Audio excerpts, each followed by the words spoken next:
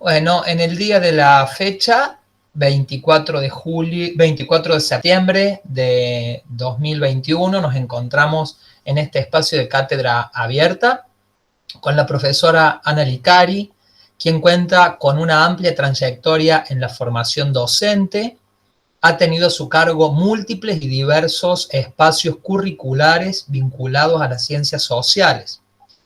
Es una destacada docente del profesorado Mariano Moreno por su compromiso, por su empeño, por su dedicación y entrega. Pero Ana es mucho más que todos sus títulos. Ana es de sonrisa contagiosa, de mirada cómplice, de palabras justas en momentos oportunos, de ideales con fuertes convicciones, de luchas interminables, de inteligencia profunda y admirable. Ana es orgullo de nuestro instituto y para mí el orgullo es doble, porque hoy, como tantas otras veces, me acompaña una vez más. Hoy, Ana, la profe, mi amiga, vuelve a dar cátedra. Bienvenida, Anita, a este espacio. Bueno, muchas gracias. Bueno, la verdad que ahora como sigo. Gracias, gracias, muy Por lindo favor. todo lo que decís, muy lindo, gracias. Bueno, arrancamos, empezamos. Cuando recibí esta invitación de parte de Cristian, la verdad que es un tema que me apasiona, son varios temas en uno, porque hablamos de lo ambiental, que va a ser un poco así el eje en el que he basado toda esta exposición. Pero esa cuestión ambiental tiene tantas ramificaciones y no solo la parte de la ciudadanía o el civismo o lo político o lo urbanístico, sino lo histórico y lo geográfico, lo geopolítico. Hay muchas aristas que se abren y que nos dan una perspectiva de que todo es posible transitar porque está todo absolutamente conectado. Y tenemos que hacer un poquito de historia para tratar este tema de lo ambiental, porque pensamos erróneamente que lo ambiental podríamos decir que se inició con la revolución industrial o la revolución de las chimeneas a fines del siglo XVIII en Inglaterra. Bueno, muchos conocemos ya este tema, no voy a ahondar tanto en esto, pero se piensa que es ese el momento. Es verdad que es un momento bisagra, es un momento, podríamos decir, de cambios de paradigmas, pero cuando hablamos de lo ambiental nos tenemos que remontar a 15.000 años atrás, en donde la humanidad comienza a vivir la primer gran revolución de las tantas que hubo. Pero en este tema, hablar de la revolución del neolítico es fundamental, porque el hombre en el neolítico se hace sedentario, fundamental. ¿Por qué se hace sedentario? Porque descubre la agricultura, descubre el fuego. Por lo tanto, comienza un asentamiento primero precario, de manera tribal, aldeas, pero después van a ser el inicio de las ciudades. Esas comunidades, ese sedentarismo lo va a obligar a organizar la vida en las ciudades. Pero también en ese momento vamos a comenzar a ver la utilización de los recursos naturales, porque lo ambiental tiene que ver con esto, los recursos naturales por un lado y la utilización que se hace de ellos. Bien, en ese sistema primitivo comienza esta problemática ambiental. En un primer momento, podríamos decir que el hombre no impacta tanto en la naturaleza, no hace un uso o no hace abuso de los recursos naturales. Pero después, con el transcurso del tiempo, y vamos a pasar de un sistema primitivo como este, a través los años siguientes de un sistema de producción capital, perdón, un sistema de producción esclavista, un sistema de producción feudal, hasta que llegamos a la segunda gran revolución de la humanidad, que es la revolución industrial. Y ahí sí, tenemos el sistema de producción capitalista, que si lo tenemos que definir brevemente es la acumulación de bienes, la acumulación de riqueza. Por lo tanto, el maquinismo que trajo como consecuencia esa revolución industrial hizo que se necesitaran muchos recursos naturales. claro. Y los que no se conseguían, había que salir a buscarlos. Entonces, esa gran revolución que se inicia, podríamos decir, hacia 1760, en Inglaterra puntualmente, luego se expande al resto de Europa y al resto del mundo a fines del siglo XIX, con el imperialismo y el colonialismo, lo que lleva después a las guerras mundiales, sin ninguna duda. Guerras por el dominio territorial. Eso es muy importante. Pero detrás de todo eso político, bélico, está el manejo y la pertenencia de esos recursos, adueñarse de esos recursos. Y en esa revolución industrial, el siglo XIX, sobre todo la segunda mitad, cuando ya comienza un desarrollo de la industria, el sistema fabril, y comienzan también paralelamente los movimientos sociales, porque el movimiento obrero, las ideologías del siglo XIX, no nos olvidemos, los socialismos, y también el liberalismo, que sería la filosofía que sustenta al capitalismo. ¿Pero a qué voy con esto? Que comienza esta palabrita que la seguimos utilizando hasta hoy, que es el consumo. El consumo que obviamente nos lleva a consumir más también. La revolución industrial que necesitó, no solamente los recursos naturales, no solamente los modos de producción que van a ser a partir del modo de producción primario, o sea, la materia prima, o sea, en un ambiente rural, netamente el campo, podríamos decir, sino que también implicó el modo de producción secundario, o sea, el modo de producción industrial, y luego la comercialización, y luego el marketing y todo lo que vemos a partir del siglo XX, sobre todo la segunda mitad del siglo XX.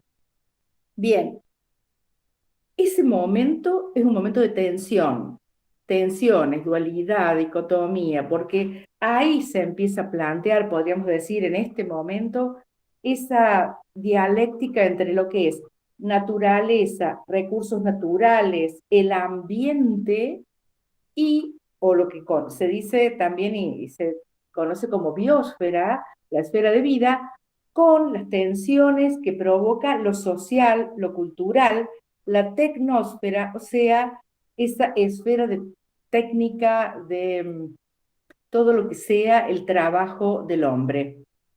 Esa tensión, al decir de Tomás Malthus, que si bien es un filósofo, economista del fines del siglo XVIII, durante el siglo XIX, en su libro Ensayos sobre la población, va a tratar un tema que hoy nos preocupa más que nunca. Y si lo vemos con proyección en el tiempo, decimos, ¿cómo?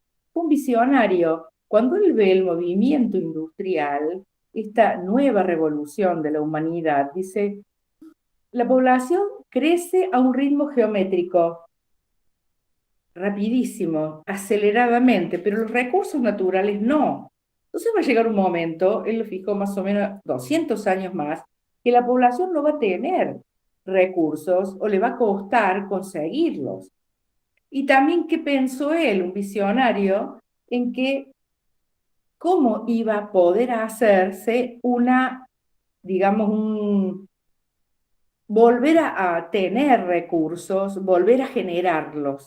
Bien, volviendo al diálogo que estamos teniendo, esas tensiones entre, o esa dialéctica entre naturaleza, ambiente, recursos naturales y por el otro lado la sociedad y la cultura, digamos que hacia mediados del siglo XX, filósofos franceses e ingleses, y ahí aparecen los personajes como Henri Lefebvre y también David Harvey, van a tratar de que el desarrollo sustentable sea el nuevo paradigma para lograr revertir la problemática de la industrialización. Entonces aparece un nuevo paradigma que podríamos decir es el paradigma de la solución, lo dejo como pregunta porque realmente ya han pasado 70 años de todo este nuevo vocablo, este nuevo término, este nuevo paradigma, y vemos que se dificulta bastante el manejo de los recursos naturales. Incluso sabemos que han generado guerras, Las guerras por el petróleo, las guerras ahora por el agua, por ejemplo. Bien, yo quiero citar y quiero dejarles también como referentes autores argentinos como Diana Durán, que incluso tiene un sitio en las redes que se llama Geoperspectivas, y en su libro La Argentina Ambiental, Naturaleza y Sociedad dice, ¿qué es el desarrollo sustentable?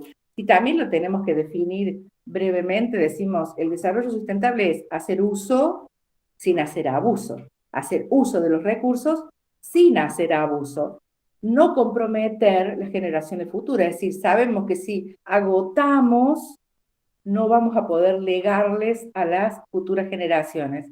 Entonces ella toma de estos autores, que les mencioné, Harvey y también Lefebvre, toma esto de que el desarrollo sustentable tiene que ser vivir con mejor calidad de vida.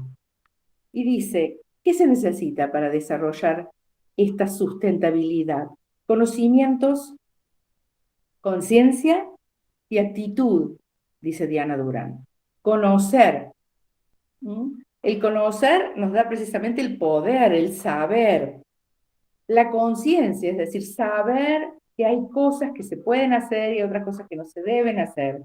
Y la actitud, es decir, la decisión que yo tomo o lo que yo decido hacer para que eso realmente pueda revertirse si hubiere un daño relacionado con los recursos naturales. Entonces, sigue diciendo Diana Durán, y a ella, a esta autora argentina que es fantástica, se le suman otros autores argentinos, Elio Brailovsky, Dina Fogelman, que escriben varias obras, pero hay una que siempre a mis alumnos les he dicho, ténganla como obra de cabecera, que es Memoria Verde. Memoria Verde es la historia ambiental de la Argentina. Entonces va contando todos estos procesos desde, digamos, la prehistoria, bueno, los pueblos originarios en el caso de la República Argentina, y todo el proceso histórico hasta llegar a la actualidad.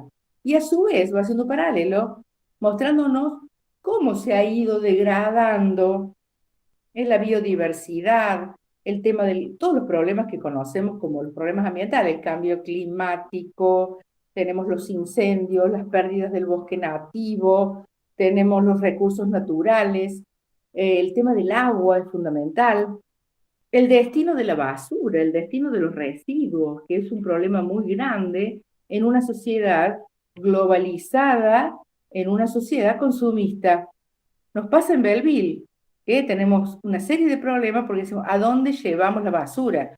¿Dónde se hace el reciclado de aquello que no puede degradarse? Bien, estos autores, además de tratar estos temas, Brailovsky tiene la historia ambiental de Iberoamérica, en donde toca el tema de la degradación ambiental y de la, digamos, el aprovechamiento, el abuso que hicieron los conquistadores, en este caso España, cuando llegan y, digamos, arrasan con nuestros territorios y nuestras tierras, y también con los aborígenes, y bueno, sabemos parte de esta historia que no viene al caso ahora contarla, pero tiene que ver con la destrucción de tantos ecosistemas y sobre todo la falta de, digamos, al no haber conocimiento sobre lo que se podía generar, les cuento como dato,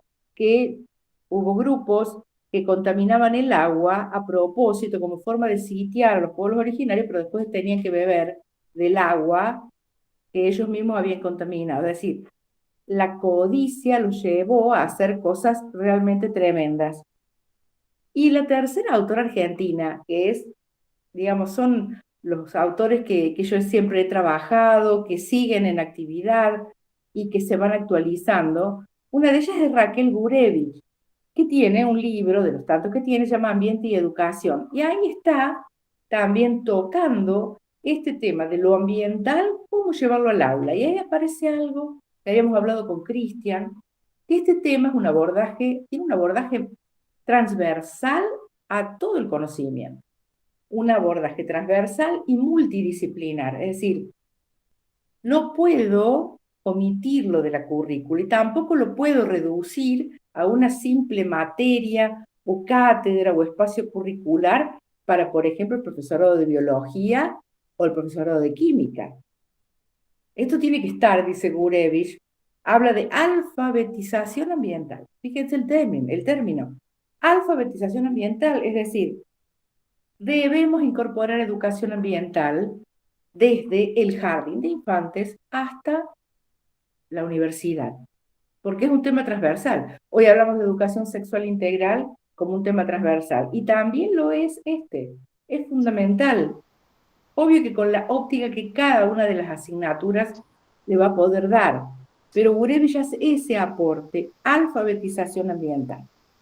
Bien, otro libro que es muy reciente y lo quiero nombrar porque es alguien de Belleville, es del señor Daniel Tosen, que se llama Proyecto Argentina Verde. El año pasado lo presentó.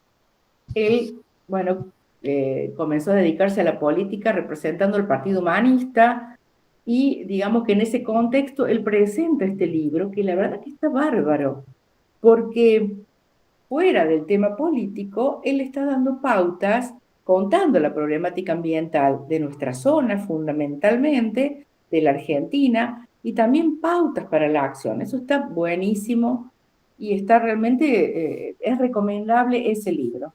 Les voy pasando material porque si bien esto va a quedar grabado y yo después le puedo pasar al profe Cristian, pero me parece que está bueno esto de ir viendo cuántos autores están trabajando este tema. Bueno, voy a ir un poquito, me vuelvo para atrás y pasamos de aquella primera revolución, como les dije, del neolítico, la segunda, la revolución industrial, nos vamos a la actual. ¿Por qué? Porque sabemos que con la caída del muro de Berlín, esto es un hecho histórico, en 1989 en Alemania, se inicia otro periodo u otra revolución en la humanidad, porque abarca la humanidad, que es la globalización. Es decir, el mundo, a decir de otros autores, se encoge, se ha hecho chico, hoy nos estamos conectando a través de estas virtualidades, hoy estamos cercanos en este mundo, pero a su vez comienza a aparecer otra cuestión, que es la cuestión urbana y cómo también manejo los recursos naturales. Entonces, en esta globalización, esos paradigmas de 200 años atrás, que decían que la ciudad tenía como función habitar, trabajar, recrearse y circular, hoy dicen no. Las ciudades, además, y los que la habitan, deben generar una nueva ciudadanía. Esa nueva ciudadanía es, en un título grande, porque realmente para mí me parece que es fantástico esa propuesta, gestionar el bien común, dicen. Gestionar el bien común. Una ciudad ya no es esto, habitarla, trabajar, circular, recrear, pasear, sino, a ver, ¿cómo me voy a empoderar de esta ciudad? Obviamente que llegamos a esto de empoderarse, apropiarse del espacio, porque eso también viene de aquellos franceses e ingleses que les nombré, cuando hablaban de las tensiones que se dan entre la naturaleza y la sociedad. Pero como nuevos alfabetos, en esta alfabetización urbana, tenemos que pensar que lo que le pasa al ambiente está pasando en la ciudad. Es decir, no es algo que está ajeno a eso. Y yo, como vecino o como ciudadano, me tengo que involucrar. Y dirán ustedes, sí, pero ¿cómo? Parece todo tan lejano. Hay muchas formas de involucrarse, hay muchas formas de llevar adelante aquellos principios del desarrollo sustentable, porque este nuevo desarrollo te dice, hay que tener en cuenta principios éticos. El desarrollo sustentable no es solamente cuidar la plantita, no contaminar o no derrochar el agua, sino principios éticos. Eso es la sustentabilidad hoy, o la sostenibilidad. Principios éticos, respeto por los ciclos naturales, normas de comportamiento nuevas que implican cambios de hábitos. Eso que les decía de conocer, tomar conciencia y nuevas actitudes. Bueno, decido un cambio, decido usar menos el auto, más la bicicleta, caminar más, desechar determinados productos, consumir menos.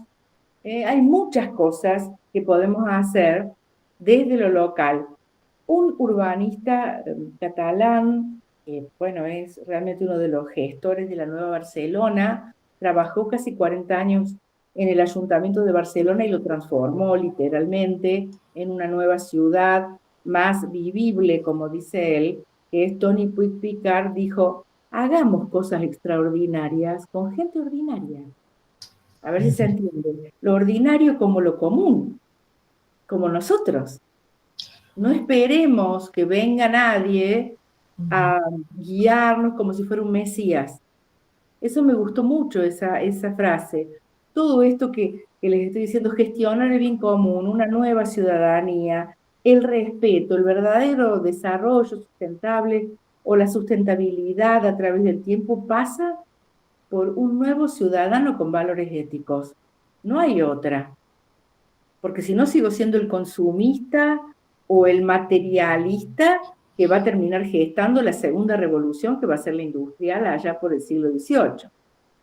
Bien, en este gestionar el bien común y en esta nueva ciudadanía, se ven en las nuevas ciudades o en las ciudades globales, como diría una autora que también le voy a dejar al profe, que es una sueca, Saskia Sassen, dice, estas ciudades globales, que pareciera que nos engloba a todos, esta globalización, que todos estamos juntos, ha generado más fragmentación, más separación. Habla de astillas sociales. ¿Vieron? Las astillas son cosas que se desprenden de un tronco o de una madera. Y entonces habla de que las ciudades hoy son un mosaico social en donde tenés etnias diferentes, lenguajes diferentes, historias diferentes, el tema de los migrantes, pero no nos vayamos a lo tremendo que está pasando con respecto a aquellos que, no sé, quieren huir del África subsahariana y cruzar el Mediterráneo hacia Europa, o el caso de los balseros en el caso de Cuba, que van hacia la península de la Florida en Estados Unidos. Si no, miremos nosotros acá, el paraguayo, el boliviano, el venezolano, que son los nuevos migrantes, y la gente que decide irse de su lugar de origen para, bueno, vivir una vida mejor. Supuestamente esos movimientos migratorios son para lograr una mejor calidad de vida. Ahora, esa gente, ¿a dónde va? Va a las nuevas ciudades. Lo vemos nosotros. ¿Quién no tiene en la ciudad, en su pueblo, alguien que ha venido a tentar suerte, ya sea un profesional, alguien que hace huertas, alguien que puso una verdulería? Estas son las nuevas, digamos, la nueva dinámica de la ciudad. Ahora, estas nuevas dinámicas territoriales tienen que ver con las nuevas geografías y también con algo que estos autores, que todos tienen como un hilo común, un hilo que los une, porque todos hablan de la justicia socioespacial. Yo lo tengo que echar. ¿Qué hago con esto? ¿Cómo gestiono entonces a esta nueva ciudad emergente globalizada que no nos engloba?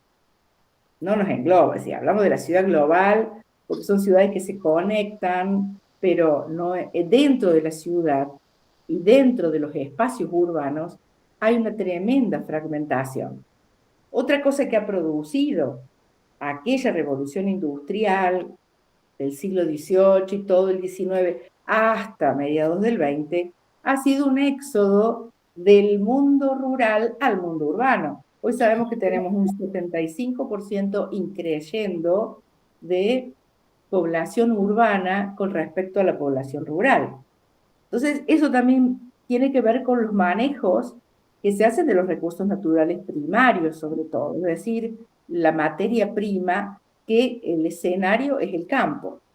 Bien, estos autores también hablan de que esta justicia socioespacial, esta cuestión de segregaciones, de multiculturalidad, hace que los ciudadanos pensemos, esta nueva ciudadanía, pensemos en gestionar la ciudad a través de leyes o a través de herramientas jurídicas que nos permitan eh, apropiarnos de eso a través, muchos de estos autores, yo voy a tomar a una de ellas, que algunos de los que están escuchándome saben porque la tengo como una referente, y es Ana Sugranges, que es chilena y ha tomado de todos estos autores que les he dicho, y habla del derecho a la ciudad, dice esta autora.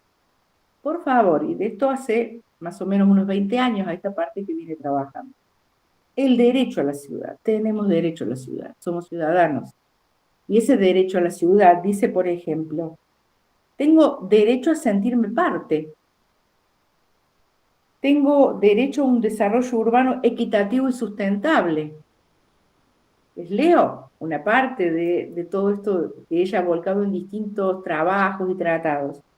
Tengo derecho a un medio ambiente sano y sostenible, al ejercicio pleno de la ciudadanía, a la gestión democrática de la ciudad y al bien común. Y ahí me vuelvo a detener, porque en esa gestión democrática de la ciudad, ¿qué implica? Ahí está. ¿Cómo participo? ¿Cómo participo? O sea, si hay que gestionarla democráticamente, ¿qué implica esa gestión democrática? Participar. ¿Y cómo? Bueno, estoy en la escuela y tengo que participar de los centros de estudiantes. No sé si saben que desde el año 2013 hay una ley que obliga a las instituciones escolares a organizar los centros de estudiantes. Por un lado, no todas las escuelas lo hacen, no todas las escuelas lo fomentan. Muchas veces se dice, no, no lo vamos a armar porque ese es un foco donde se politiza, donde... No es así. No es así. Un centro de estudiantes, digamos que es el lugar de la participación del estudiante, en donde también le va a reclamar al director, le va a reclamar a los profesores, o va a mostrar la disconformidad, o también van a hacer cosas en común.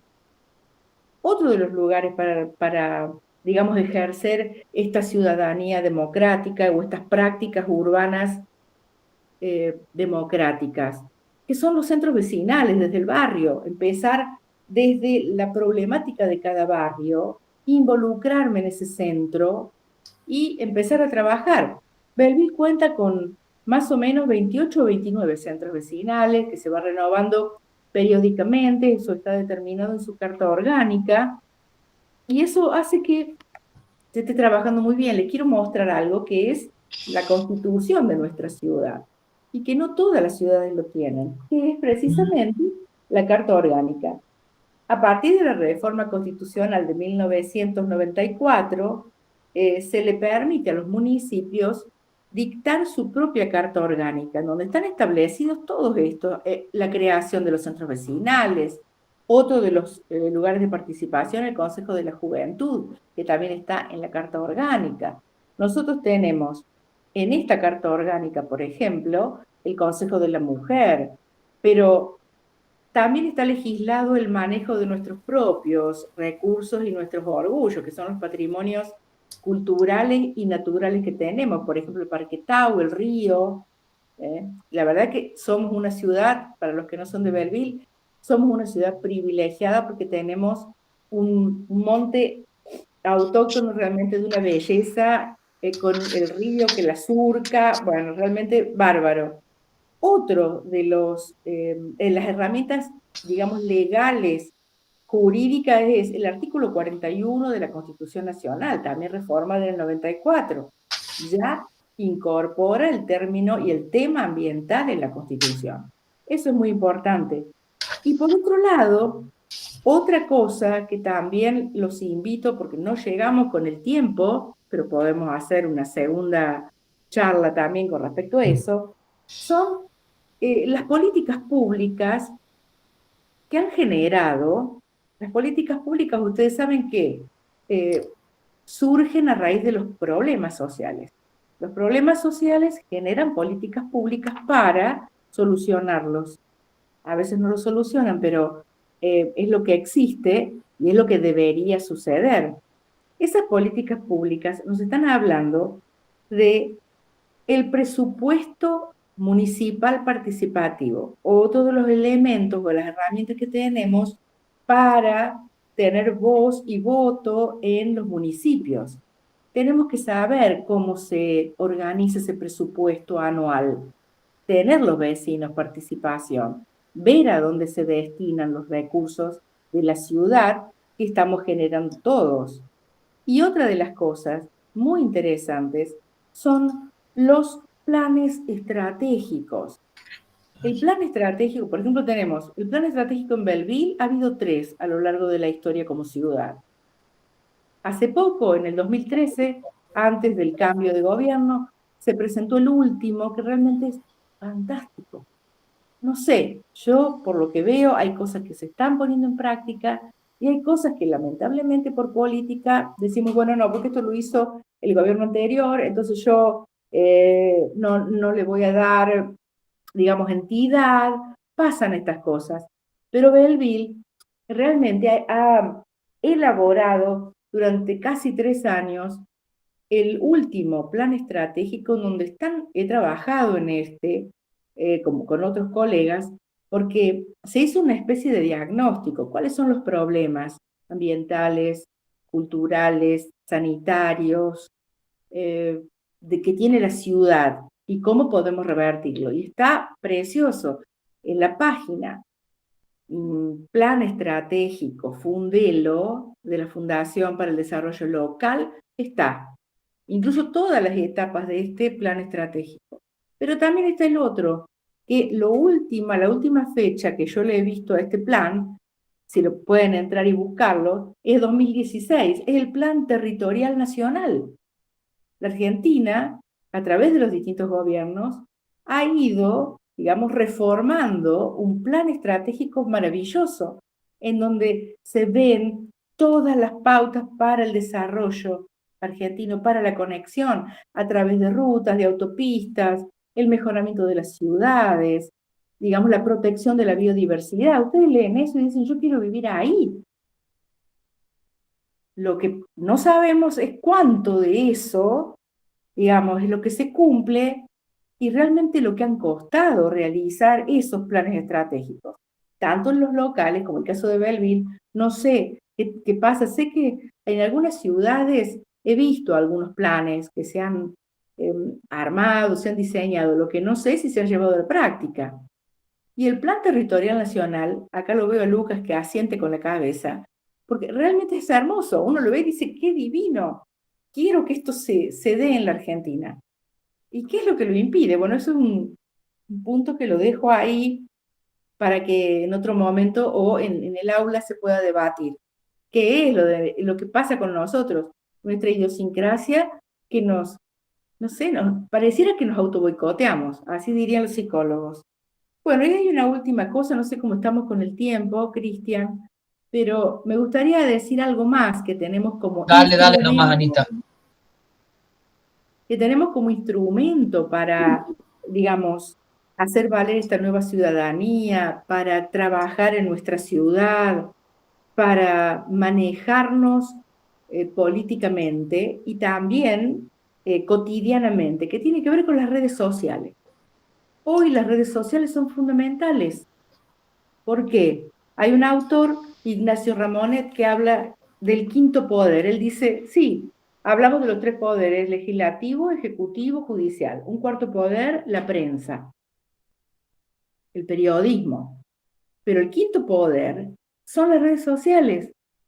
Porque y lo vemos a diario, los que manejamos algunas de las redes, Facebook, Twitter, Instagram y otras, el mismo WhatsApp, ¿no es cierto? Podemos viralizar contenido, son fundamentales porque dice, eso le da poder al ciudadano y terminan los gobernantes mirando qué es lo que sucede en las redes para cambiar o no determinadas acciones o cuestiones.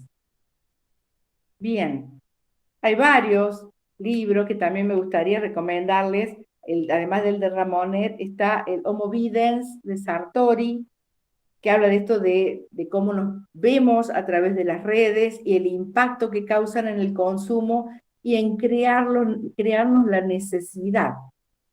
Esta cosa típica del consumismo, ¿no? Con las publicidades y el marketing. Para vender más, para consumir más, tenemos que necesitar. Esta pandemia, esta cuarentena nos ha demostrado que necesitamos muy poco. No sé si después en el debate lo vamos a conversar, pero nos hizo ver que no necesitamos tantas cosas materiales. Eso, yo creo que esta pandemia va a ser también un momento, digamos, paradigmático, nuevo, en la historia de la humanidad, porque nos ha enfrentado con algo totalmente desconocido. Y bien, con respecto a esto de la pandemia, tengo algunas cosas para contarle con respecto a nuevos autores que hablan de el nuevo ciudadano de la pandemia. Esto es nuevo, es lo último, y te habla, hay autores muy, muy interesantes, como Naomi Klein, también se lo voy a dejar acá al profe, que habla de las ciudades cárceles, las ciudades enrejadas, y dice, es, eh, es una cosa, parece una contrariedad tremenda, irnos de la polis, ustedes saben, la polis en Grecia es el surgimiento de las ciudades-estado.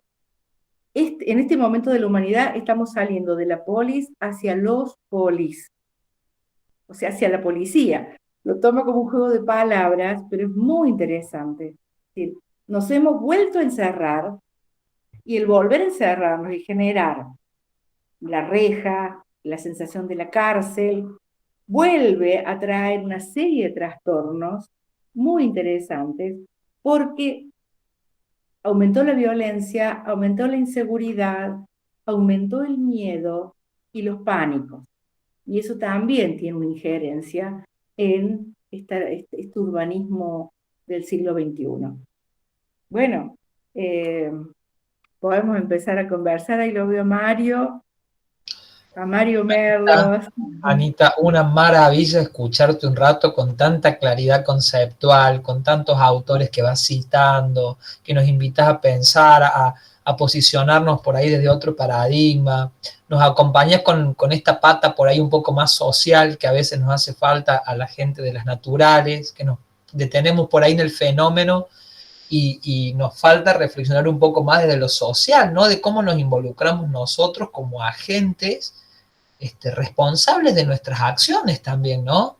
Y yo pensaba cuando vos nombrabas los objetivos del desarrollo sustentable y todo el nuevo paradigma de la sustentabilidad, veía los objetivos y son todos pensados desde lo social. Por ejemplo, fin de la pobreza, terminar con el hambre, hambre cero, salud y bienestar, educación de calidad, igualdad de género. Digo, terminan siendo todos grandes objetivos que se nos ponen como en la mochila de la sociedad al final, ¿no? Sin Y digo, no duda. podemos escapar. Es así porque un poco estas tensiones que les decía entre el ambiente, entre la naturaleza, entre los recursos y el hombre, estas tensiones terminan, sí o sí se tienen que reconciliar y trabajar juntos y hacerlo de una manera, digamos, complementaria, porque no pueden ir por separada esta biosfera y esta tecnósfera, este hombre haciendo uso y abuso de los recursos sin pensar en lo que pueda pasar en el futuro o lo que le pueda pasar al vecino. En el caso del trabajo, yo muchas cosas que le decía a los chicos en el aula era, si cada vecino limpiara su vereda, limpiara la parte de su calle, cuidara el árbol, hiciéramos cada uno eso, realmente no habría ciudades sucias, no habría ciudades descuidadas, si nos hiciéramos cargo incluso de los animales que están, bueno, se le reclama al municipio que se haga cargo de los perros abandonados. A ver, nos tenemos que involucrar, no todo es culpa del gobernante. Acá no estoy defendiendo a nadie, ni tampoco quiero atacar a nadie, pero pasa que a veces digo, pero ¿por qué no hace tal cosa? O el otro, si ya lo voté, si le pago los impuestos. A ver, Pero yo, ¿qué hago como ciudadano? ¿Colaboro? ¿O estoy sentado cómodamente esperando que me hagan las cosas? Hoy leía que el intendente de Belleville con un grupo de su gabinete están en Bariloche en una reunión de cambio climático. Bárbaro, por supuesto que tal vez en las necesidades eh, urgentes que tiene la sociedad, eso parece como algo trivial, pero bueno, no lo es. Hay que involucrarse. Como también cosas que no he dicho, pero que también para cortar un poquito, cuando comienza esta era de las chimeneas y toda la cuestión industrial, ¿qué pasa? En el 1972, segunda mitad del siglo XX, se reúnen por primera vez los estados, los países, Ujú. en Estocolmo, y se da la primera cumbre de la Tierra, que después la vamos a tener en Río, va a haber en distintos lugares, se van a ir, el protocolo de Kioto, por Kioto, ejemplo, claro. muchísimos encuentros en París también, que ahí se acuerdan que Donald Trump no quiso firmar el acuerdo por la emisión de los gases contaminantes. Casualmente, las dos potencias más importantes como Estados Unidos y Japón, que son las más contaminantes, no quisieron firmarlo, hasta que después la presión social hace que terminen incluso restándole votos y empezar a ver a la cuestión ambiental como una estrategia política. Entonces, tenemos que ir viendo cómo gestionamos la ciudad desde los problemas concretos del ciudadano, pero también pensando en esa sustentabilidad, en cosas que después se puedan sostener en el Ujú. tiempo. Claro, exacto. Exacto. Levantó la mano, ¿quién? Darío. Darío, dale nomás. Allá abrimos el debate, quien tenga ganas de participar, opinar. Este, Perfecto, Anita. Excelente como siempre. Oh, No, yo Darío. estaba, cuando hablaste de alfabetización ambiental, siempre me acuerdo, bueno, con Cristian salimos a caminar, bueno, él es corredor, yo camino nomás, o- con Lucre, y siempre vamos hablando cuando vamos por el parque que vos lo nombraste, y siempre hablamos de que la educación es la llave para el cambio, que vos hablaste de la alfabetización ambiental. Y yo tenía acá puesto de una señora Pesis que dice que los que están más arraigados con la alfabetización ambiental son los jóvenes. Dice que quieren salvar al mundo. Pero ella misma dice, me cuesta hacerles entender que lo que hay que salvar es la casa, después la cuadra, después la ciudad y al final el mundo. O sea, me encantó la frase Sí, como cerrando a esto, o digamos, haciendo núcleo en lo que vos decías, de que tenemos que todos un poquito y en la ciudad hacernos un poco cargo. Esto me encantó de esto de desde la casa, ¿sí? Desde esto de separar, desde, no sé, un montón de cosas que se puede hacer, pero me encantó esto de ir viendo que para salvar al mundo salvemos primero la casa, es ¿sí? así, es Me así. encantó, o sea, me encantó y me puso en esto porque lo que vos hablabas de la alfabetización ambiental, más ahora que está la ley de educación ambiental, digamos, Claro. no, debería ser como muy, muy profundo esta cuestión, porque esto lleva años para revertir todo el lío que hemos hecho los seres humanos. Imagínate, vos venís hablando de desde el neolítico para acá, así que imagínate, eh, Sí, somos es tremendo lo que ha una especie pasado. que en tan poco tiempo también ha hecho los desastres más grandes en el mundo. Tremendo. Así que bueno, El tema es lo económico, el capitalismo, o ahora conocido como neoliberalismo. Hablamos de capitalismo como esta acumulación de bienes y riqueza. En lo económico y en lo político pues, decimos que es el liberalismo. Y obviamente eso a fines del siglo XIX. Ya a mediados del siglo XX se comenzó a gestar este otro término, que es el neoliberalismo, sobre todo después de la Segunda Guerra Mundial. La cuestión de reconstruir una Europa devastada por las guerras también hizo que fuera de las fronteras europeas se super y sobreexplotar el mundo. No olvidemos lo que pasó en el caso de Asia y en el caso de África. Yo siento una profunda pena por el continente africano. porque realmente las potencias europeas lo han expoliado y han generado esto que hoy está pasando, ¿no? La pobreza y también las guerras tribales que tienen, guerras civiles, porque son entre los mismos habitantes. El África subsahariana, que les mencionaba que es la zona más pobre de África, quieren huir por la sencilla razón de que no les importa nada, no les importa arriesgar la vida. Lo que pasa en ese éxodo por el Mediterráneo es tremendo. Bueno, no sé si conocen la canción Mediterráneo de Joan Manuel Serrat, y él hace un tiempo, hace muy poco, vuelve a hablar sobre el Mediterráneo y con mucha tristeza dice, no es la canción ni es la letra que yo escribí. Hoy el Mediterráneo es una fosa común de cadáveres, porque sabemos que hay un negocio también detrás de todo eso, en esto de las migraciones y también el llegar a un lugar y que tampoco te quieran recibir. Es toda una cuestión. Hay un punto más ahora, me acordé de en 2013, cuando apenas asume el Papa Francisco, eh, bueno, redacta una encíclica que se llama Laudato Si, que tiene que ver con la vida en las ciudades. Él va a tratar ese tema de la vida en las ciudades, del recibir al extraño, al extranjero. Bueno, hay toda una polémica después generó porque dicen, nosotros vamos a recibir a los extranjeros, ¿y por qué no los recibe él en el Vaticano? No, es toda una cuestión.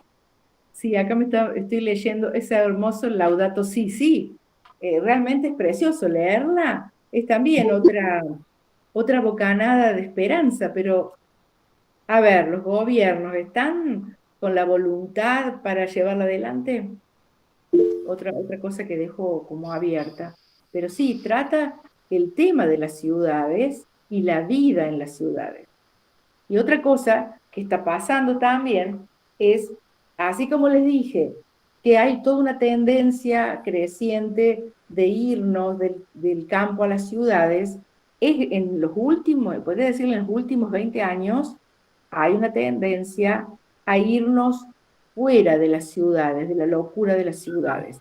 Estoy hablando de las metrópolis o megalópolis o megaciudades, o como dijo una autora por ahí, dice las post-metrópolis, como libro tiene post-metrópolis, Edward Soya, un norteamericano, que habla de esto, de volver, de irnos, pero no tanto irnos hacia el campo, sino a esas zonas intermedias, que se le llaman las zonas periurbanas o rururbanas.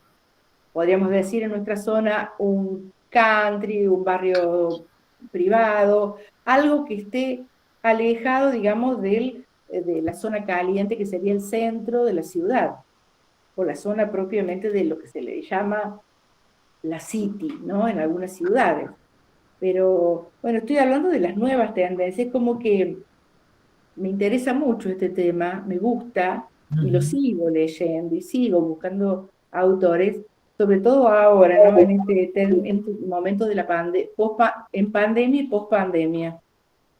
En la zona nuestra, en Belleville, se vio fuertemente esto que estás diciendo, cuántos barrios nuevos están surgiendo y todos con esta identidad, ¿no? Alejados del centro, como cercados, con un estilo propio, con características territoriales, hasta se define el tipo de edificación que se puede hacer en los lugares. Me parece que viene todo otro pensamiento de urbanización.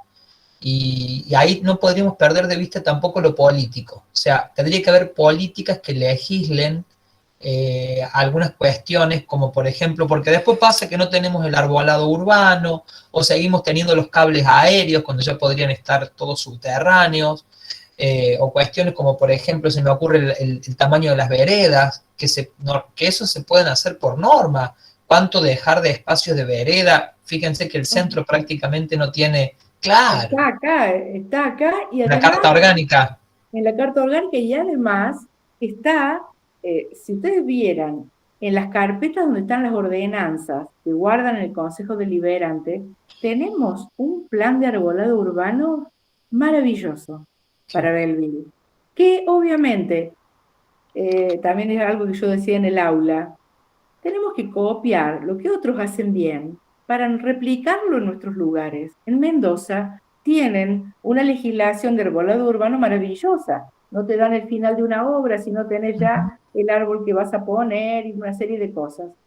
Se copió de la ordenanza de Mendoza, pero está durmiendo ahí. A eso voy. Entonces, ¿qué debemos hacer como participación? Esas cosas. Gestionar que lo que, ahí está, Leila Cura está diciendo el problema de esas legislaciones que se aplican cuando convienen. Y claro, y también dijiste algo, Leila, recién, con Te respecto digo. a la ciudad y al campo, vivir en el campo. Dice eh, vivir en la ciudad y no llegar a endurecernos es, tanto, pero también vivir en el campo sin llegar a ablandarnos. es muy bueno. Muy bueno. Y volviendo a esto, que del campo y de la ciudad y de los nuevos lugares, también está la especulación inmobiliaria. Ojo que la especulación inmobiliaria está como uno de los problemas ambientales, ¿eh? Ustedes dicen, ¿pero cómo? Sí, Claro. no nos Y bueno, olvidemos, no nos vayamos tanto en la historia, Y no, sino en lo que ha pasado en las sierras con las crecidas, Claro. los Y los en humedales, Atlas. incendios, los Muy lindo lo humedales, que los dijiste, jardines. coincido con lo que dijiste, Leila, porque realmente es así. Bueno, esto de la especulación inmobiliaria, incluso acá en Belville está pasando. Te venden un terreno, pero eran zonas que en su momento habían pertenecido a cauce del río. Y en las Ana, inundaciones últimas los, que tuvimos, los, el agua se iba para allá. Digo así porque, los incendios, digamos, como fenómenos naturales que suceden en las sierras de Córdoba y que luego son grandes espacios urbanizados, tal cual, claro, bueno, claro. esto hay de la mano del ¿Eh? hombre, ¿no? bueno, También acá tenemos en Belleville, entre después la calle, ¿cómo es la última? Malarro, Martín Malarro, la última que tenemos, digamos, como urbanizada.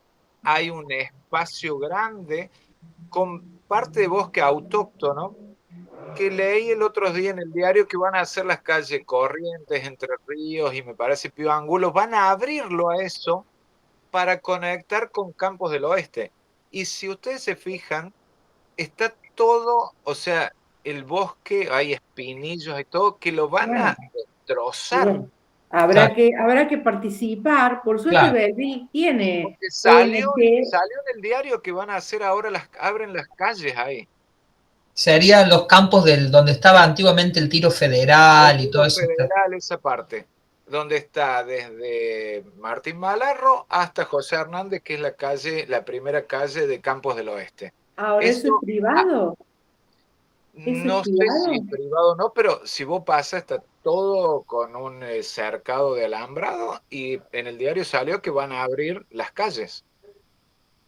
Y bueno, Así habrá que, que ver con la gente que se está trabajando. Tenemos un consejo, eh, digamos, tenemos una ONG que es ProAvis y que está trabajando. Sí, ahí te leo, Leila, es así. Era una laguna la zona de Campos del Oeste. Bueno, este tema de ProAvis, también hay una comisión que está manejando hoy el Parque Tau, que también la integran muchos representantes de canotaje, de ProAvis, profes de biología.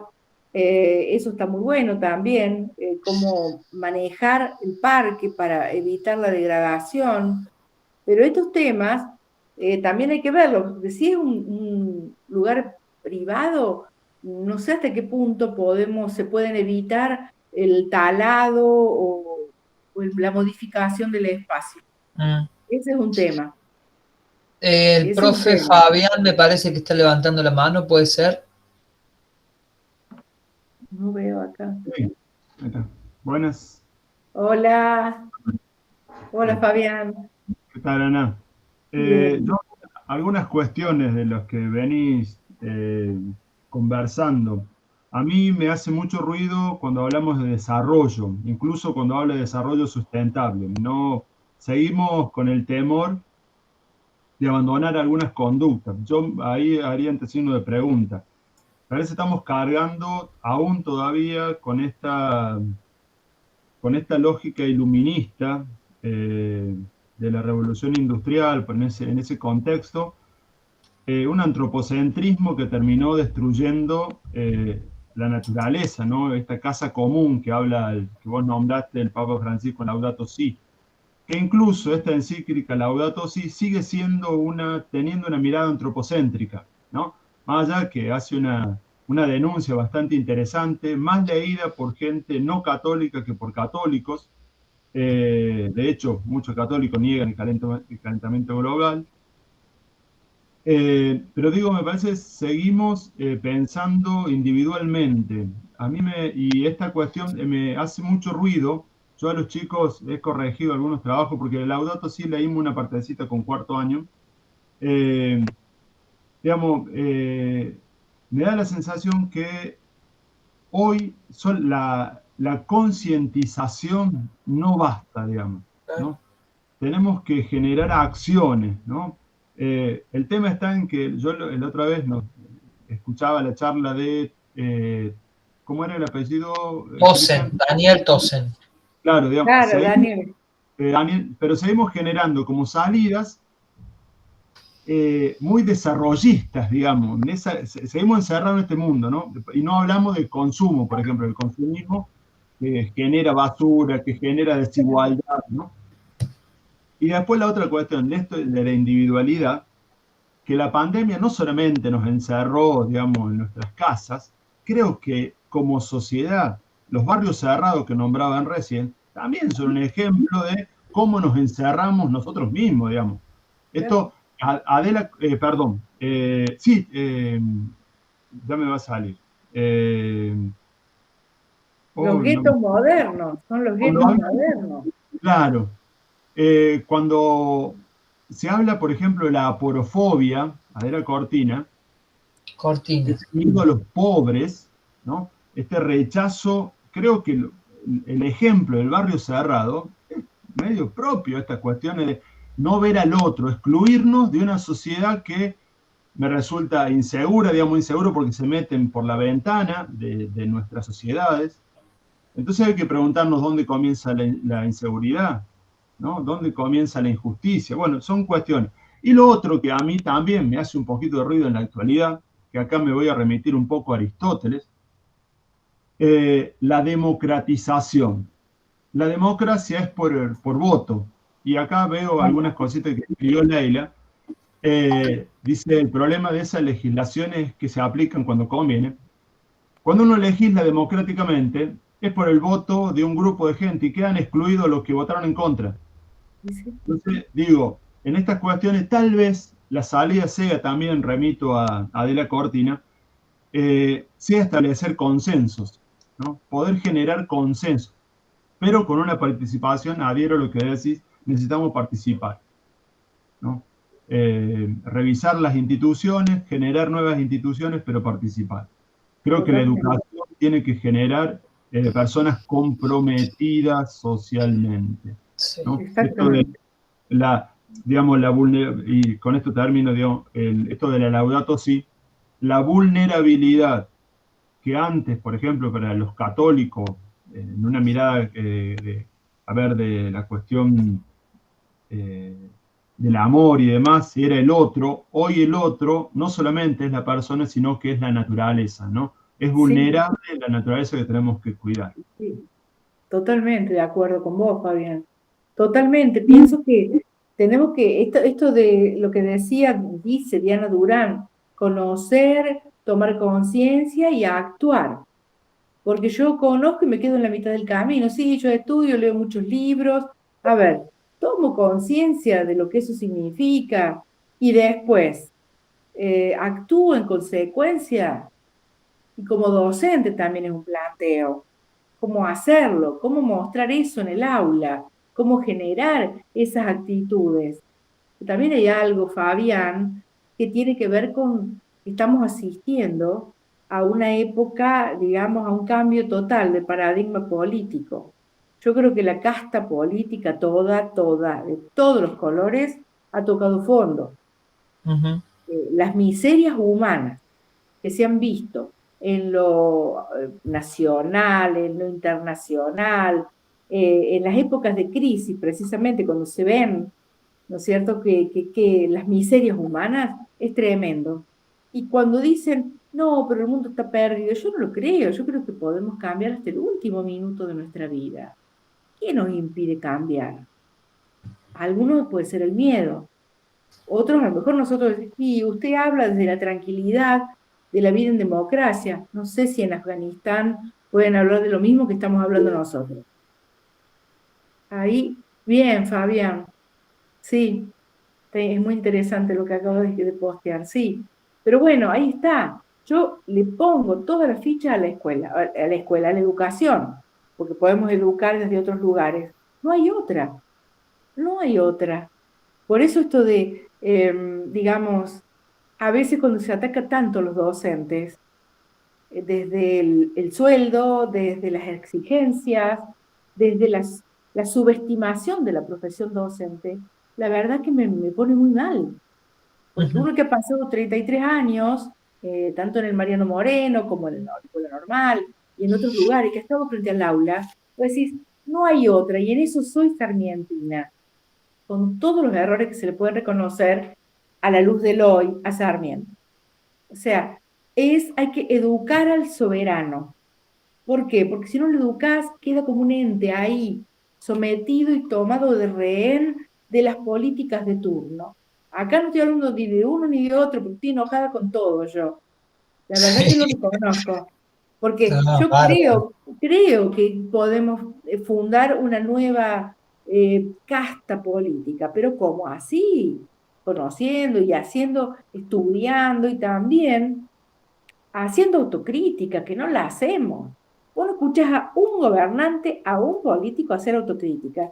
Y la verdad que así como dije que esta pandemia desnudó lo peor, también aparecieron cosas muy, muy alentadoras y, y esta cuestión del tejido social que no se rompió, ¿no cree? Nos dicen la droga, la delincuencia, pero el tejido social ahí va a sostener.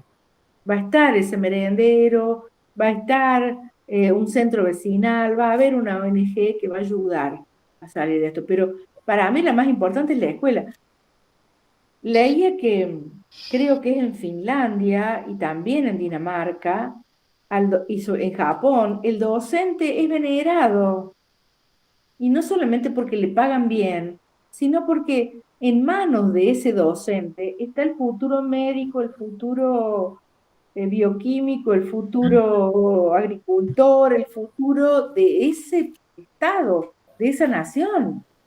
A ver, y sin embargo, El otros futuro dicen, sí, es una político, cuestión, Ana, también. sí, El futuro que se dedica, digamos, el futuro chico que se tiene que dedicar a la política, ¿no? Me parece que nosotros eso tenemos que generar.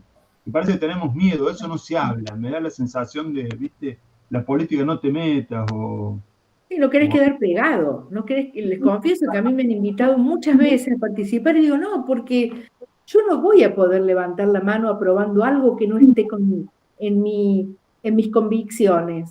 Y Claro. uno ve que los otros lo hacen, y vos decís, yo no puedo. Y también uno ve con mucha bronca y con mucha impotencia cómo gente sin ninguna preparación está en cargos claves.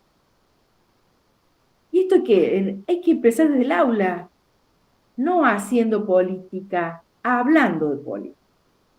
Porque no podemos, esto de que no, me voy a ir al tema del adoctrinamiento, no. El tema es hablar, no obligar a pensar como yo, hablar, porque hacemos política, el docente lo hace en el aula, así de esta cosa, no hacer, sino hablar, aconsejar, ver, el tema de los valores, volver a esto, la cuestión del desarrollo sustentable, tal vez la palabra puede ser lo que decís vos, Fabián, pero si no es desarrollo, ¿qué palabra usaríamos? ¿Hay quien dijo algo de la enseñanza que estoy leyendo? Vero Cuatrócolo dice, la Pero, enseñanza es un acto político. sí, ahí Sí, está. perdón, hola, que llegué Hola, más tarde, Vero. ¿cómo les va? El hecho de enseñar, digamos, me parece esto perdón, que esto de que asumimos decisiones políticas los docentes y esto de ponerlo a charlar, a dialogar, y que se hagan preguntas, está buenísimo, y no caer en la cuestión del recorte partidario. Me parece que es eso lo que tiene que quedar claro dentro del aula. Si bien inclusive los materiales que nosotros decidimos poner a disposición, también es una decisión política, porque no es lo mismo un autor que otro, cada uno tiene unas perspectivas, digamos, estamos tomando decisiones políticas todo el tiempo, y me parece que poner a rodar la palabra y cómo las ciencias naturales está, digamos, en un contexto específico, y poner a discusión esto que tiene que ver con lo social que decía Cristian, es fundamental, pero, digamos, siempre habilitar el diálogo a lo que el otro piensa, sin adoctrinar, sin imponer, pero no tenerle miedo a eso, y me parece que la clave está en no caer en cuestiones partidarias, que hay que correrse de ese lugar que no nos corresponde, porque cada uno después va a tomar su propia decisión, va a construir sus propias ideas, pero bueno, no hay que tenerle miedo a poner cuestiones para el diálogo, ¿no? Por eso puse que es un acto político. Pero además, si yo obligo y soy intolerante y no acepto lo que el otro piensa, voy a generar o voy a formar a un ciudadano intolerante. Tal cual. Si yo le estoy obligando a que piense como yo, a que vote como yo, a que lea lo que yo quiero y no abriéndole la cabeza desde otro punto de vista, esa persona va a ser limitada. Tal cual, yo coincido con todo lo que están comentando y me quedo con lo que decía Fabián un poquito más arriba, que dice, como reza el lema de la organización Nuestro Río, conocer para querer y querer para cuidar. Y les cuento una muy sencilla la situación. En el Parque Tau están ahora como cerrando algunos caminos dobles, digamos, se han hecho dobles caminos y la gente por ahí pisa los retoños y no permite que vuelva a crecer nueva vegetación. Entonces, lo que hicieron desde, bueno, creo que es nuestra guardaparques, pensó como a sitiar algunos lugares para que la gente no pase. Pero la gente pasa igual. O sea, sigue pisando igual y pasa igual. ¿Y por qué es eso? Porque no sabe. No sabe por qué no puede pasar por ahí, no se le explica, no se le enseña. Entonces, ven que hay una cinta, no reconocen, no acatamos, por supuesto, tampoco por ahí, viste, si podemos pasar un semáforo en rojo, lo pasamos, no acatamos y la gente continúa pasando igual. Entonces digo, primero hay que conocer para querer y después para cuidar. Y es así como lo dijo Fabián, es tal cual. Pero también hay algo, ahora que estabas diciendo esto, me acuerdo de ¿por qué te vas acá nomás cerca, a Uruguay? No hay bocinas, no si vos vas a cruzar la calle y el auto se para, aunque no haya un semáforo, te llama la atención. Pero ¿qué pasa? No tiran un papel tampoco por la ventanilla del auto porque la multa va a llegar. No quiero usar la palabra disciplinamiento porque parecería muy, muy hitleriano, ¿no? Pero, o cuando Michel Foucault, que es otro filósofo, en este caso sociólogo, que habla de esto de vigilar y castigar. Pero hay una cuestión de disciplinar, que habría que entender que hasta dónde llega mi libertad. Lo miro ahí a Fabián porque me está mirando. Pero ¿hasta dónde llega mi libertad? O mis derechos, o el que yo pueda hacer cualquier cosa. Tengo que pensar que hay otro. Claro. Termina mi libertad donde empieza la del otro. Entonces, en otros lugares no van a tirar basura, ni la van a arrojar en la barranca del río, como pasa acá en Belleville, o esto de no pasar el semáforo en rojo, porque se van a comer una multa. Si acá realmente, o sea, es aplicar la legislación. Acá no se hace. Acá, ¿qué está pasando? El ciudadano ve también impotente como alguien que me está gobernando ha robado. ¿Yo qué hago acá? Y no estoy hablando de uno en particular. Sí, Acá han robado todos. Entonces, pero a ver, ¿qué soy? Yo un idiota. Pago el impuesto, bueno, trato de ser un buen ciudadano y los que me están gobernando. ¿Y la justicia? Si la justicia, que es el tercer poder, funcionara como debe ser, muchas cosas se corregirían. Y en todo nivel, en todo nivel. Acá en Belvita me dirían, no, señor, usted, ahí está, es crear hábitos y respeto hacia el otro, totalmente, Eh, totalmente. tengo a Disciplinar, poner en A forma. Sol arriba que está con la mano ahí hace un rato, levantando la mano. No sé si quiere comentar algo. Hola, sí, Hola, hola, hola, profe. hola, soy. Hermoso escucharla. Gracias. Hace poquito estuve en la charla de la ONU, que fue la conferencia el 20 de septiembre, y muchas de sus palabras me recuerdan, o sea, yo no estuve invitada claramente, pero estuve en el stream que hacían, que fue la conferencia, y hablaban de esto de poder educar para terminar con la crisis ambiental. Incluso nombraban a la crisis ambiental como un factor muy importante para el racismo y la discriminación.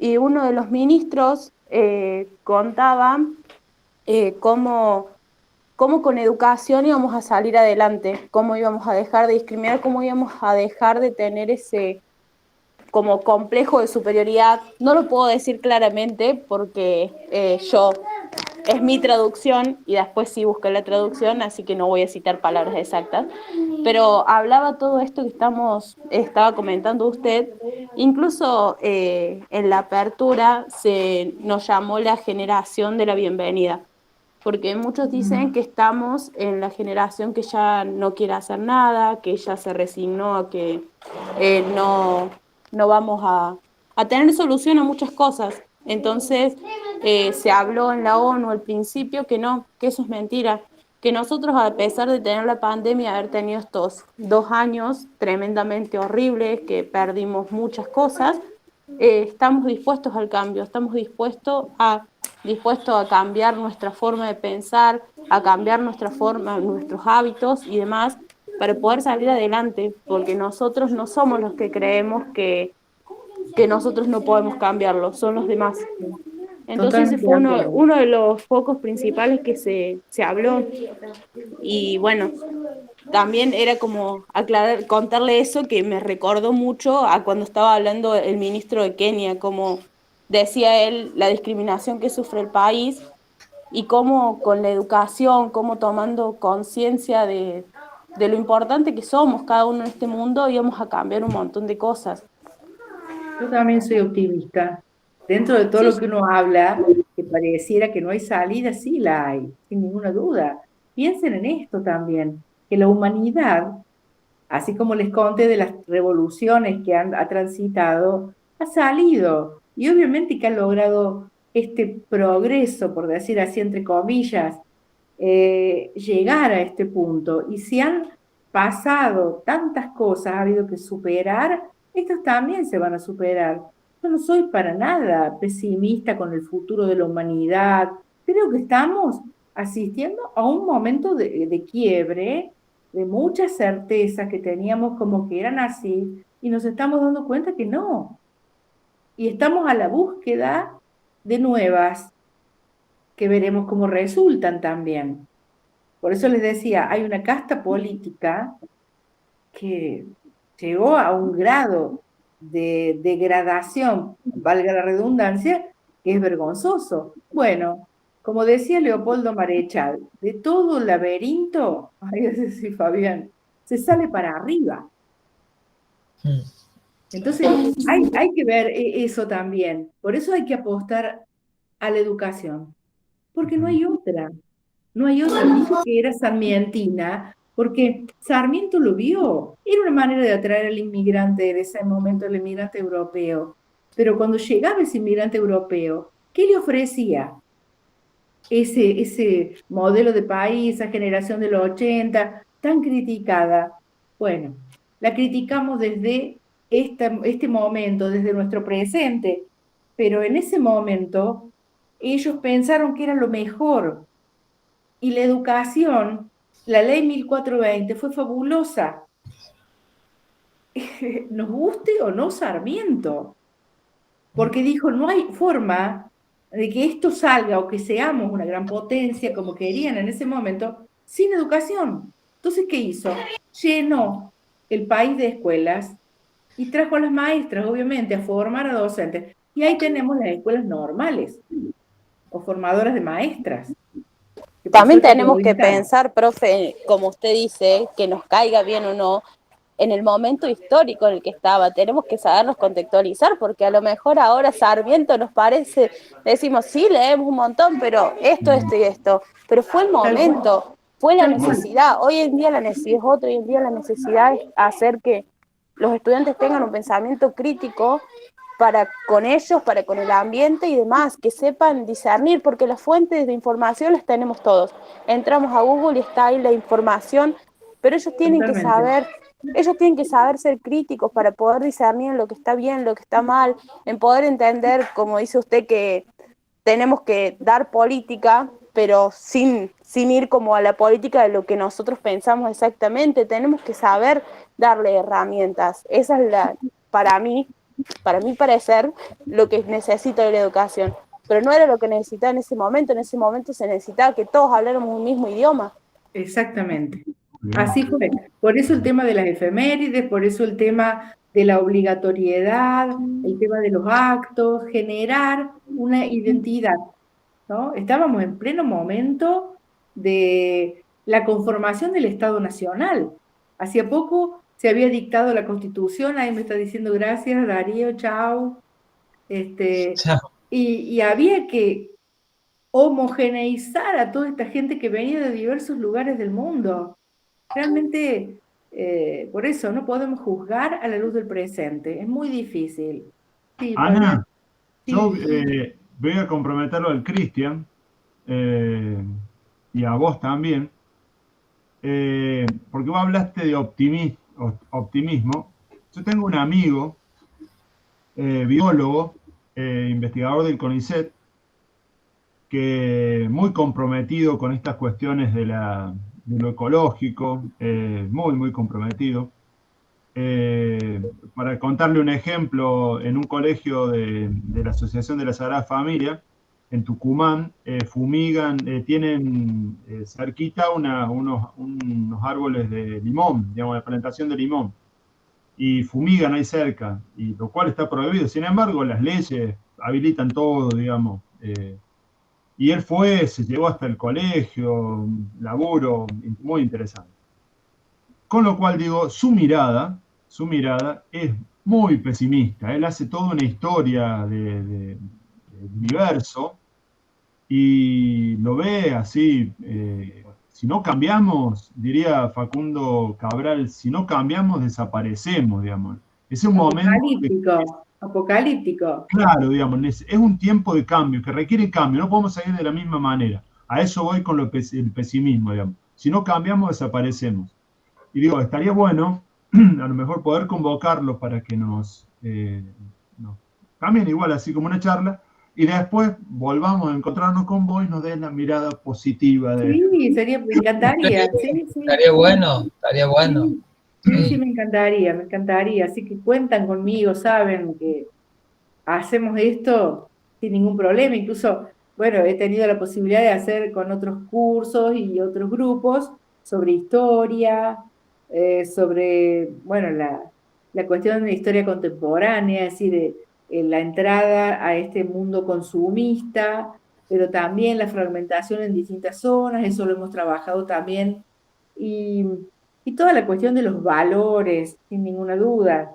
La cuestión de los valores es para mí, digamos, algo que realmente es transversal, Mm. porque el tema de la solidaridad, la honestidad, la participación, el compromiso nos atraviesa nuestra vida y no podemos ser buenos vecinos y malos padres, buenos hermanos y malos nietos. A ver si se entiende esto de hay que buscar esto, ese ciudadano comprometido, que se siente parte, y por eso hay que tener una nueva política, una nueva casta política, pero ¿de dónde va a salir? De abajo, sin ninguna duda. No esperemos, yo le decía siempre bueno, ahora a mis colegas, pero le decía siempre, no esperemos de arriba las soluciones, cuando empiezan desde abajo, así ha sido a lo largo de la historia.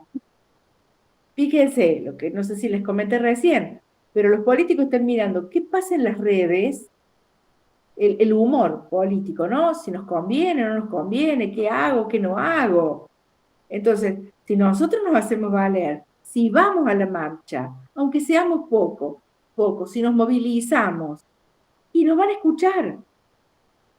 Pero si estamos ahí calladitos, por eso yo creo que la juventud también, y no solamente quiero sacar eso de que los jóvenes son el futuro, no, todos podemos cambiar, todos, en todo momento, hasta el último suspiro podemos cambiar, porque realmente esto de hacer cosas extraordinarias con gente ordinaria, común, que no sea el presidente ni el gobernador, todos lo podemos hacer. Y no hay ninguna duda del poder que tiene el pueblo cuando se une por una causa. Realmente, realmente, soy optimista a pesar de este momento. Ahí dice, sí, el tema de la ciudadanía es real. Lucre, vos fuiste siguiendo hiciste un seguimiento, digamos, del chat, algo para recuperar, ¿quieres comentar algo? Anita ha ido perfectamente haciendo todo ella, yo digo. No, quedó solamente acá. Está bien. Quedó solamente acá algo que dijo Lucas Tamborini, que dice: el punto en común que posee cívica, política y ambiente es la toma de decisiones mancomunada como premisa de una sociedad civilizada. La inacción es sinónimo de barbarie, aunque parezca increíble. Debemos accionar nuestros pensamientos en pos del bien común. Así es, sí, perfecto, como cierre, perfecto, Lucas, coincido totalmente. Yo sé que vos tenés una postura bien, digamos, bien tomada, digamos, y firme, y me parece bárbaro. Por eso ahí está. Es decir, cuando vos le abrís la cabeza a un alumno, interactúas con él, y le ofreces genuinamente y desinteresadamente, no tu sapiencia, para nada, porque acá yo no vengo a contar, miren todo lo que sé, pero sí la interacción, y también decirles, busquen por este lado, vayan por acá, hagan por el otro lado. Y también es muy importante ser coherente y el ejemplo que el docente le da. Porque acá no se trata de quién sabe más y quién es más erudito, sino, a ver, que ese alumno vea que el docente lo que piensa lo dice y lo que dice lo hace. Entonces ahí va a tener un marco referencial muy importante para la toma de decisiones. Y eso es fundamental en el aula, en la vida, en los negocios, en la política, y eso es lo que nos están faltando. Referentes que vos decís, bueno, mira, piensa una cosa y lo dice y lo hace y se juega por sus ideales. Sí. Hay que volver a recuperar eso. Y acá cierra también todo, fíjate cómo se empieza como a amalgamar con lo que decía Fabián, que ya concientizar ya está bueno, pero no alcanza, o sea, nos hace falta algo más, y es el accionar, es poner en acción. Es lo mismo que dice el subministro de Ambiente, Federovisky, que lo hemos estado viendo, acá veo a Laila que me dice que sí, esto de que nos han como inculcado el hombre verde, esto de que cuidar, reciclar, poner arbolitos, y como que la culpa es tuya, y si en realidad vamos y buscamos a las 7, 8, 9 empresas más grandes que tiene el planeta, ahí está, miremos las chimeneas de esas empresas y ahí están los principales gases de efecto invernadero. No quiere decir que no nos tenemos que involucrar todos, por supuesto, pero digamos, no es el responsable único claro, es eso. Ana, nosotros con los chicos no tenemos más que palabras de agradecimiento, porque nos invitan a pensar, porque reflexionamos juntos, quedan las puertas abiertas para cuando tengas ganas. Yo por el tiempo, seguramente hay gente que tiene ganas de hacer algunas preguntitas más, pero me parece que estamos... Yo no tengo problemas, estoy a disposición. Estoy a disposición, así que si quieren preguntarme algo... ¿Queda alguna pregunta ahí extra que tengan ganas de...? Y si no, fijemos pronto otro encuentro. Alejandro, dale.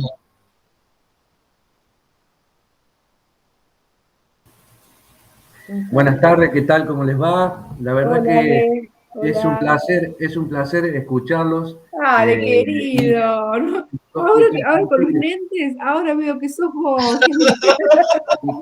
Es un placer escucharlo y compartir con ustedes este espacio. La verdad, los felicito a todos. Mi pregunta va por una experiencia que tuve hace poco. Les propuse a mis estudiantes hacer, investigar sobre mujeres que hacen historia, ¿no?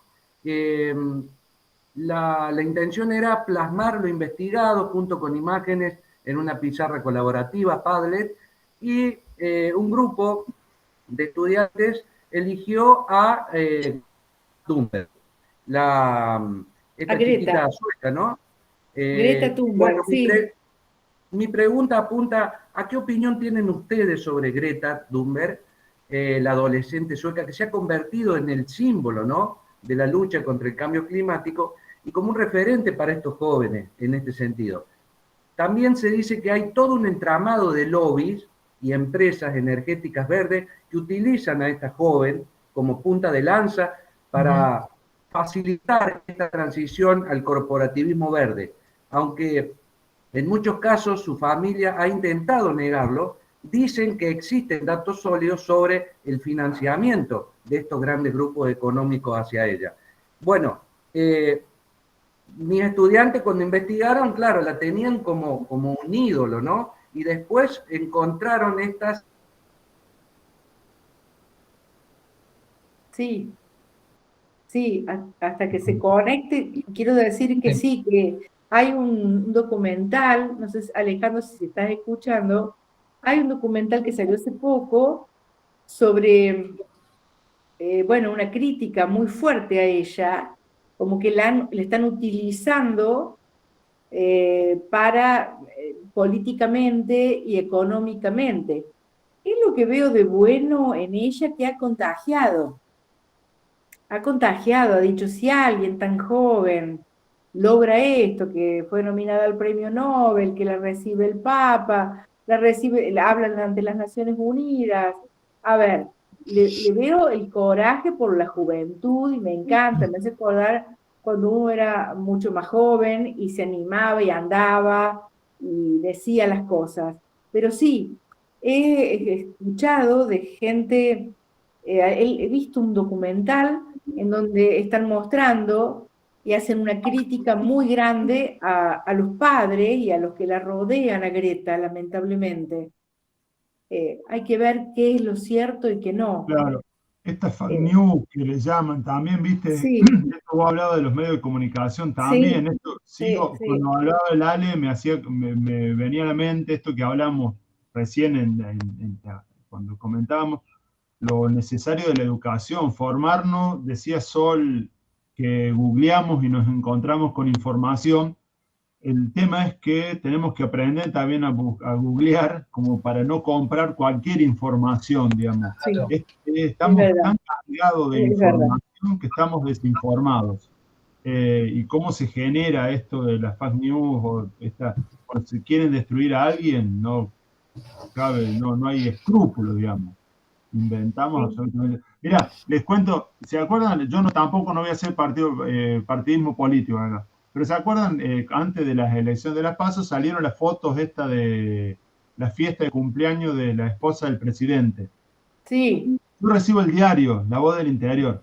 Y estaba en la tapa el cumpleaños y me dice, mi hija más chiquita, tiene 8 años, me dice, ¿por qué está esto acá?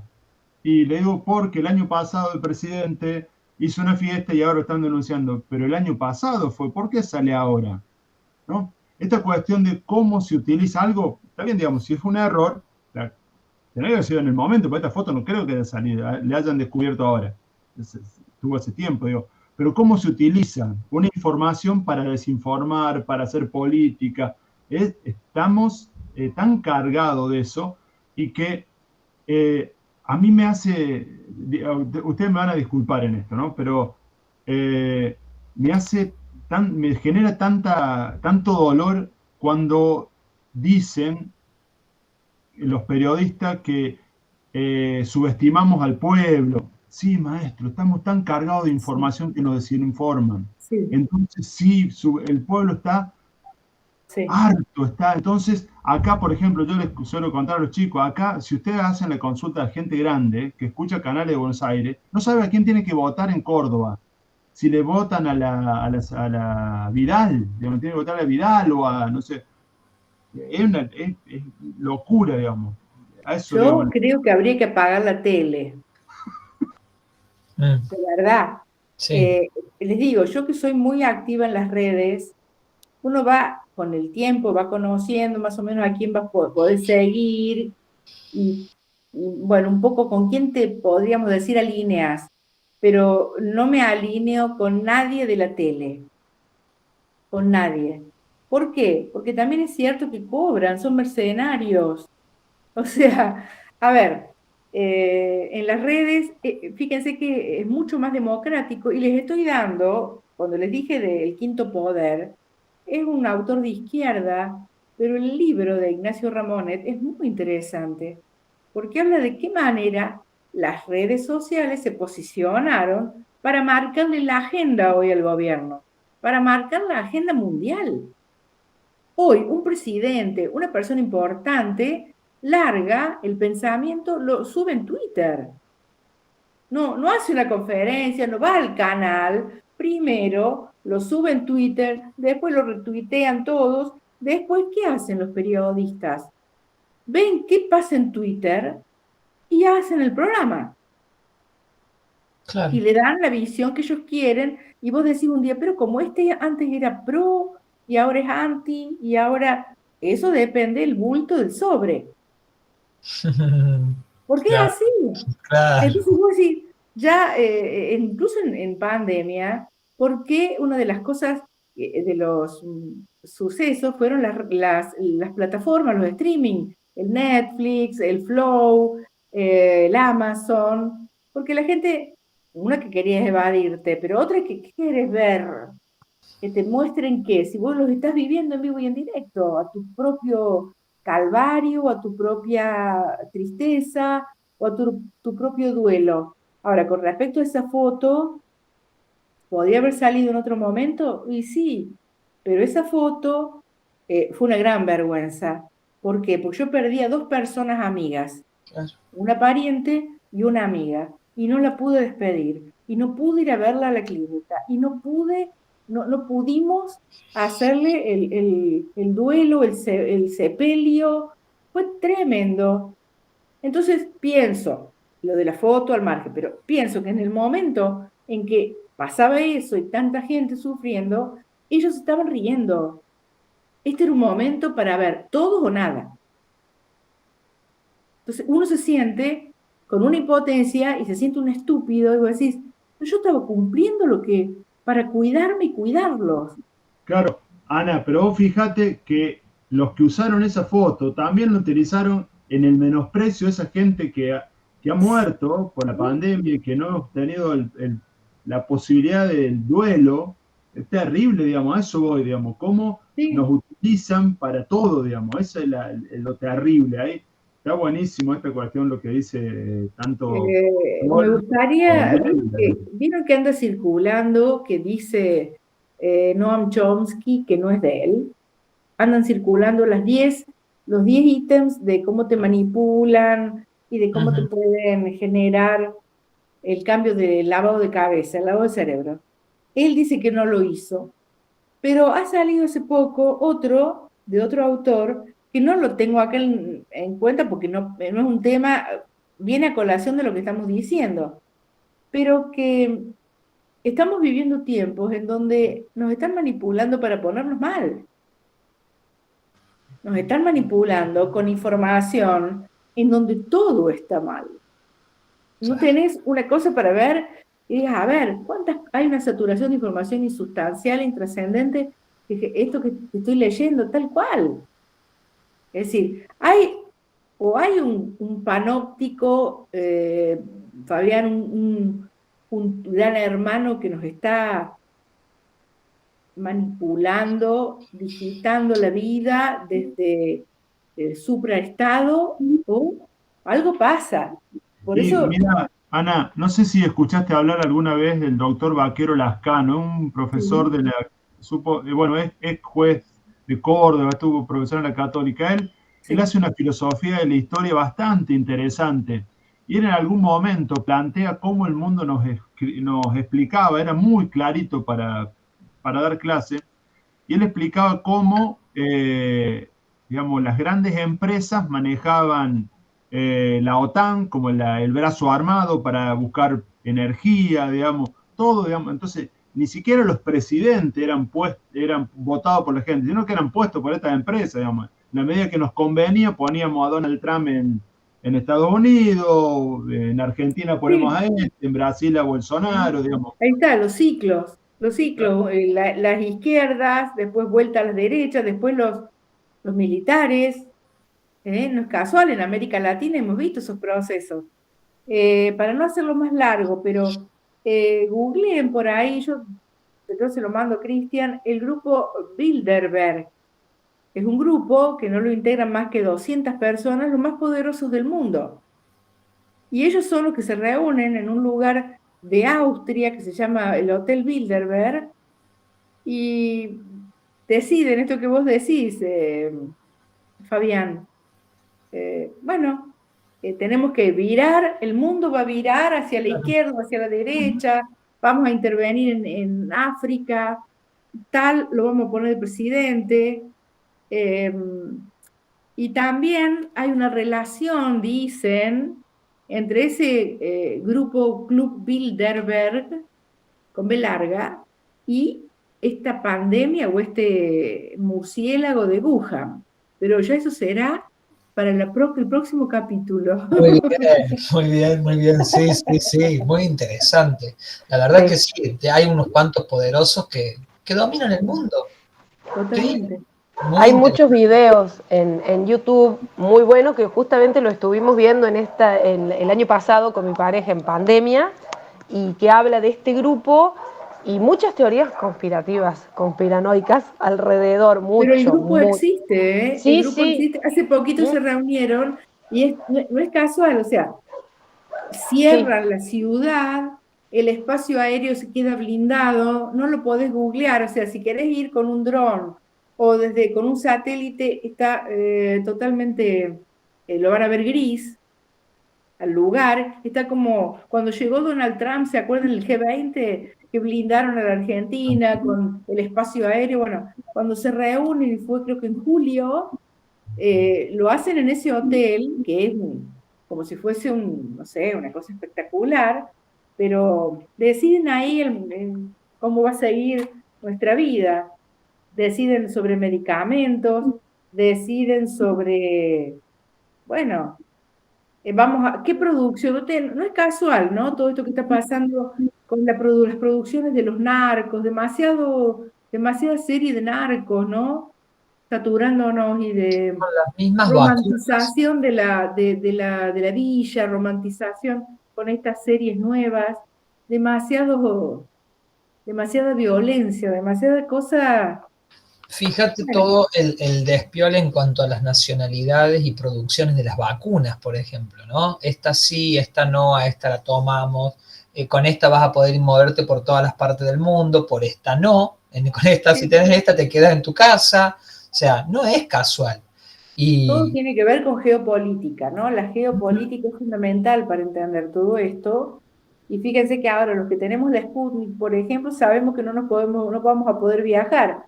Pero después te enterás que Rusia no dejó entrar a las vacunas de Estados Unidos ni de Europa. Claro. Entonces estamos en medio de una guerra. En este caso, una guerra sanitaria. Tal cual. Bueno, gente, Ana, como para cortar la grabación, ahora te mandamos de acá un aplauso virtual todos, te agradecemos muchísimo, damos por finalizado. Un orgullo y un agradecimiento enorme, siempre predispuesta y por supuesto que este es tu casa, es tu espacio, las veces que quieras. Detengo la grabación y hacemos una foto que es el momento Cholulo. Dale. Gracias, Ana. Creo que se cumple esto. Yo siempre digo que hay que aprovechar a los docentes jubilados. Soy un convencido de eso. No pueden quedar así como relegados a la